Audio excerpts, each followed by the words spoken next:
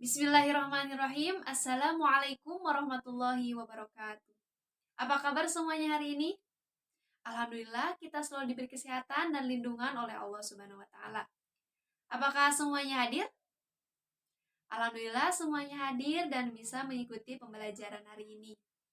Untuk memulai pembelajaran sebelumnya mari kita membacakan basmalah bersama-sama. Bismillahirrahmanirrahim.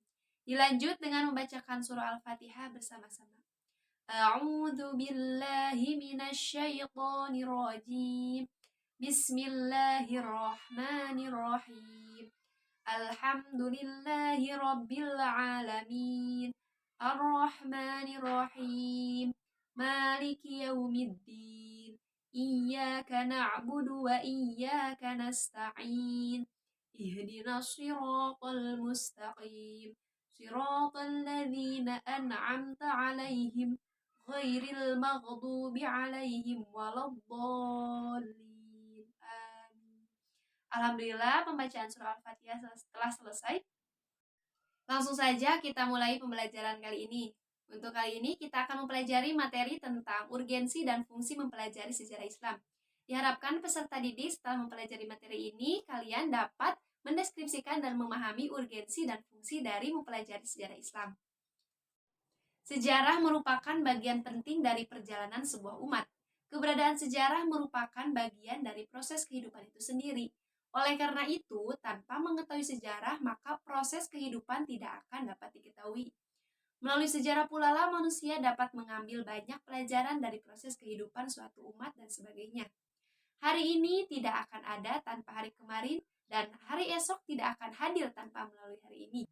Sejarah Islam merupakan salah satu cabang dari bidang studi pendidikan agama Islam yang bertujuan untuk membentuk peserta didik menjadi manusia yang beriman dan bertakwa kepada Allah Subhanahu wa taala serta berakhlak mulia dan juga sebagai pengembangan potensi spiritual pada masing-masing peserta didik.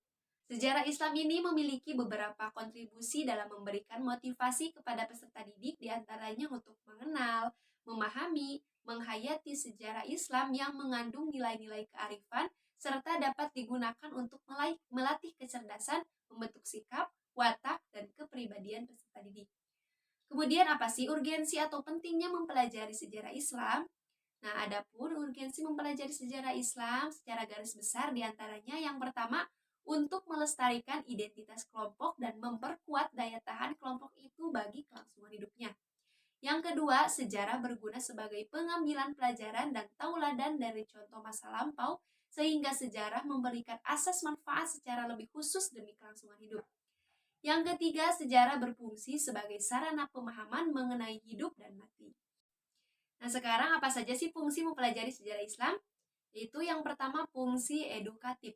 Melalui sejarah, peserta didik dapat ditanamkan menegakkan nilai, prinsip, sikap hidup yang luhur dan islami dalam menjalankan kehidupan sehari-hari. Yang kedua, fungsi keilmuan.